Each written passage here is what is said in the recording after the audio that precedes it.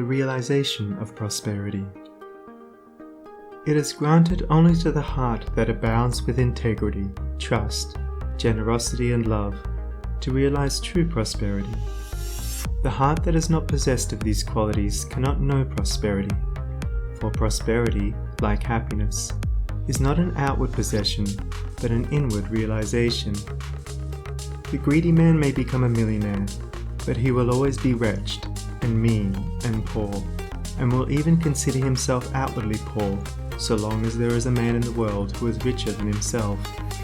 Whilst the upright, the open-handed and loving will realize a full and rich prosperity, even though their outward possessions may be small. He is poor who is dissatisfied, he is rich who is contented with what he has, and he is richer who is generous with what he has.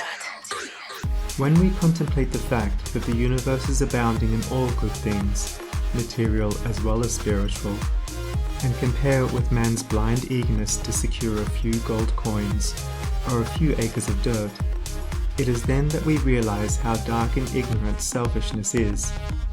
It is then that we know that self-seeking is self-destruction. Nature gives all, without reservation, and loses nothing. Man, grasping all, loses everything. If you would realize true prosperity, do not settle down, as many have done, into the belief that if you do right, everything will go wrong. Do not allow the word competition to shake your faith in the supremacy of righteousness. I care not what men may say about the laws of competition, for do I not know the unchangeable law, which shall one day put them all to rout, and which puts them to rout even now in the heart and life of the righteous man? And knowing this law, I can contemplate all dishonesty with undisturbed repose, for I know where certain destruction awaits it. Under all circumstances, do that which you believe to be right, and trust the law. Trust the divine power that is immanent in the universe, and it will never desert you, and you will always be protected. By such a trust, all your losses will be converted into gains, and all curses which threaten will be transmuted into blessings. Never let go of integrity, generosity, and love, for these, coupled with energy, will lift you into the truly prosperous state. Do not believe the world when it tells you that you must attend to number one first, and to others afterwards. To do this is to not think of others at all, but only of one's own comforts. To those who practice this, the day will come when they will be deserted by all, and when they cry out in their loneliness and anguish, there will be no one to hear and help them.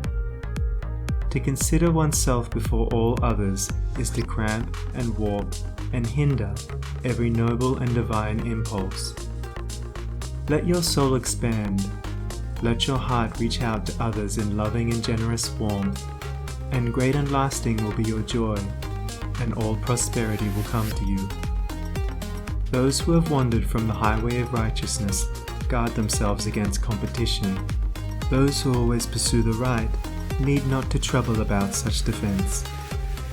This is no empty statement.